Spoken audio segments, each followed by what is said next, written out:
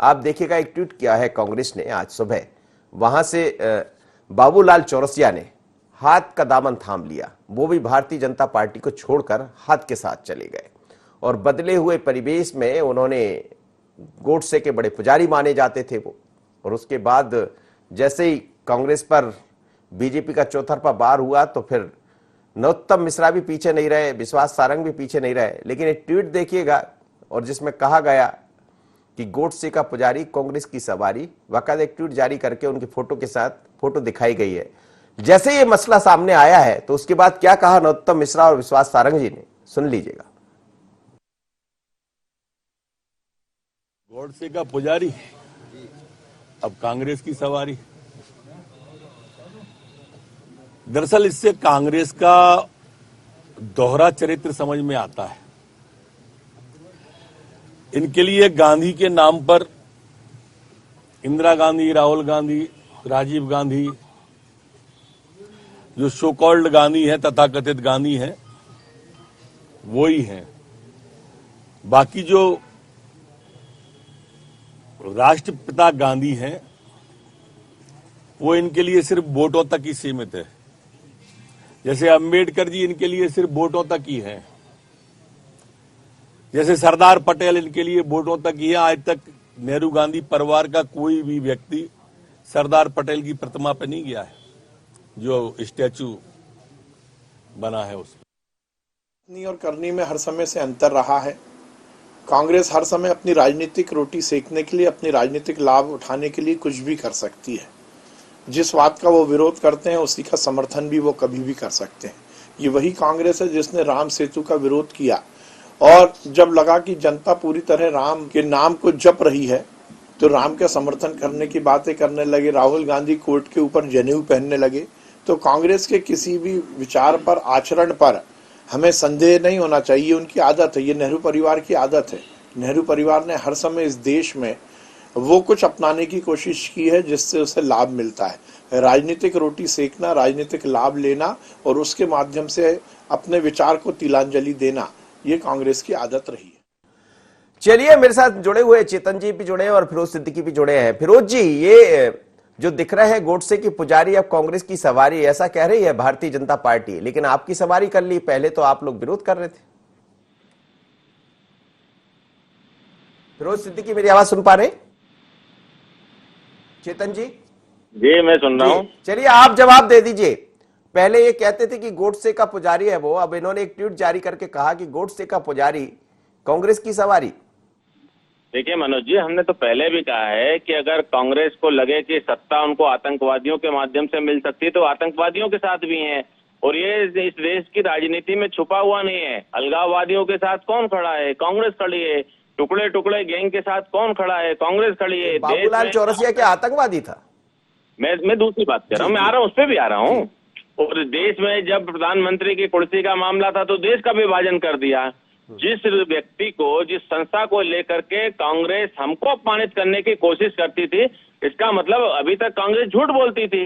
गोडसे को लेकर के जो आरोप इन्होंने भारतीय जनता पार्टी पर लगाए, क्या उन आरोपों से कांग्रेस ने अपने सारे बयानों को क्या वापस ले लिया है? तो मुझे लगता है इनकी तबाही चौतरफा तैयार है और बस कुछ समय का इंतजार है कि इस हिंदुस्तान में निश्चित रूप से माननीय अमित शाह जी ने जब राष्ट्रीय अध्यक्ष रहते हुए जो नारा दिया था कि मैं इस हिंदुस्तान में कांग्रेस मुक्त भारत बनाऊंगा, हम जब बहुत जल्द बनाएंगे कांग्रेस मुक्त भारत, क्योंकि जितने लोग हमारे विरोध करते थे सब हमारा समर्थन करते हुए आएंगे। अभी हमने बंगाल में कहा ना, माननीय अमित शाह जी ने भी कहा कि दीदी भी आखिरी में राम राम करते हुए हमारे ही पास आने वाली है। चलिए, मैं एक बार फिर सुनवाता हूं कि नरोत्तम मिश्रा जी ने क्या कहा है इस मसले को लेकर। और नरोत्तम मिश्रा ने जब ये बयान दिया तो उसके बाद फिर कांग्रेस की तरफ से क्या बयान आया वो भी हम आपको सुनाएंगे। लेकिन क्या कहा डॉक्टर नरोत्तम मिश्रा, मध्य प्रदेश के गृह एवं जेल मंत्री ने, सुन लीजिए। गोडसे का पुजारी अब कांग्रेस की सवारी। दरअसल इससे कांग्रेस का दोहरा चरित्र समझ में आता है। इनके लिए गांधी के नाम पर इंदिरा गांधी, राहुल गांधी, राजीव गांधी, जो सो कॉल्ड गांधी है, तथाकथित गांधी हैं, वो ही हैं। बाकी जो राष्ट्रपिता गांधी हैं वो इनके लिए सिर्फ वोटों तक ही सीमित है, जैसे अंबेडकर जी इनके लिए सिर्फ वोटों तक ही हैं, जैसे सरदार पटेल इनके लिए वोटों तक ही है। आज तक नेहरू गांधी परिवार का कोई भी व्यक्ति सरदार पटेल की प्रतिमा पे नहीं गया है, जो स्टैचू बना है उसमें। करनी और करनी में हर समय से अंतर रहा है। कांग्रेस हर समय अपनी राजनीतिक रोटी सेकने के लिए, अपनी राजनीतिक लाभ उठाने के लिए कुछ भी कर सकती है। जिस बात का वो विरोध करते हैं उसी का समर्थन भी वो कभी भी कर सकते हैं। ये वही कांग्रेस है जिसने राम सेतु का विरोध किया और जब लगा कि जनता पूरी तरह राम के नाम को जप रही है तो राम का समर्थन करने की बातें करने लगे। राहुल गांधी कोर्ट के ऊपर जनेऊ पहनने लगे। तो कांग्रेस के किसी भी विचार पर, आचरण पर हमें संदेह नहीं होना चाहिए। उनकी आदत है, ये नेहरू परिवार की आदत है। नेहरू परिवार ने हर समय इस देश में वो कुछ अपनाने की कोशिश की है जिससे उसे लाभ मिलता है। राजनीतिक रोटी सेकना, राजनीतिक लाभ लेना और उसके माध्यम से अपने विचार को तिलांजलि देना, ये कांग्रेस की आदत रही है। वैसा अजीत सिंह भदौरिया जुड़ गया। अजीत जी, एक आपने ट्वीट जारी किया है कांग्रेस की तरफ से और उसमें लिखा है कि गोडसे के पुजारी कांग्रेस की सवारी, तो क्यों करा ली अब आपने सवारी बाबूलाल चौरसिया की? हेलो जी, ये तो मनोज जी आपको बधाई देना चाहिए कांग्रेस पार्टी नहीं, को। मैं अब आप समझ जाइए, कई दफा बधाई कहने से थोड़ी दी जाती है। आप सुनिए, कांग्रेस ने कितनी बड़ी उपलब्धि है कि जो लोग गोडसे के पुजारी थे उनको गांधी जी का उपासक बना दिया कांग्रेस पार्टी ने। कितनी मजबूत विचारधारा है। देश के स्वतंत्रता संग्राम आंदोलन से लेके मनोज जी आज तक कांग्रेस अपनी विचारधारा पे अड़ी है। सर्वधर्म सद्भाव के साथ, देश के विकास के साथ कांग्रेस पार्टी अड़ी है। धीरे धीरे अभी तो चौरसिया जी आए हैं, धीरे धीरे हो सकता है भारतीय जनता पार्टी के सब मित्रों को ये एहसास होगा कि देश गलत रास्ते पे जा रहा है, पूंजीपतियों के हवाले हो रहा है देश, तो वो सब लोग गांधी विचारधारा को अपनाते हुए गोडसे की विचारधारा। आपने भी द्वार खोल दिए जो लोग आना चाहे, जैसा कांग्रेस, जैसा बीजेपी ने किया था। बीजेपी तो आदरणीय मनोज जी खरीदती है। आप देखिए, जिस समय जहां चुनाव आता है उसी समय क्यों विधायक सांसदों की खरीद फरोख्त तो उस प्रदेश में होती है। लालच दे के भारतीय जनता पार्टी लाती है। कांग्रेस पार्टी में आज क्या है?